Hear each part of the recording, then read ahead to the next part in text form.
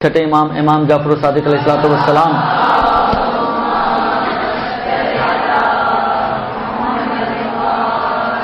جو رئیس مذہب جعفری کہلاتے ہیں، امام علیہ السلام فرماتے ہیں کہ لا تنالو شفاعتنا لمن استخف بالصلاۃ، کہ جو بھی نماز کو سبک سمجھے گا اس تک ہماری شفاعت نہیں پہنچے گی۔ اچھا، امام نے یہ بھی نہیں کہا کہ دیکھو یاد رکھو جو نماز نہیں پڑھے گا اس تک میری شفاعت نہیں پہنچے گی، امام نے یہ نہیں کہا ہے۔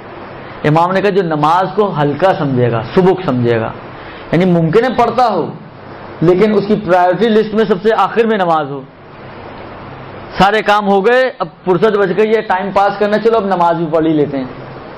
نماز کو ہلکا سمجھنا، نماز کو اہمیت نہ دینا، امام نے اس کی بات کی ہے۔ بے نمازی تو میرا خیال ہے امام نے شاید یہ تصور بھی نہ کیا ہو اس زمانے میں کہ میرا ماننے والا ہو اور میرا شیعہ ہو اور اپنے آپ کو جعفری کہتا ہو وہ بے نمازی ہو، لہذا امام نے بے نمازی کی بات ہی نہیں کی ہے۔ یعنی یہ امام نے گویا مسلم سمجھا کہ اگر ہمارا ہوگا تو نمازی تو ہوگا ہی ہوگا، اما اس کے اندر امکان تھا کہ نمازی ہونے کے باوجود بعض اوقات ہو سکتا ہے کہ دنیا اتنی غالب آ جائے کہ وہ نماز کو اتنی اہمیت نہ دیتا ہو۔ امام نے کہا دیکھو جو نماز کو ہلکا سمجھے گا وہ ہماری شفاعت سے محروم رہے گا۔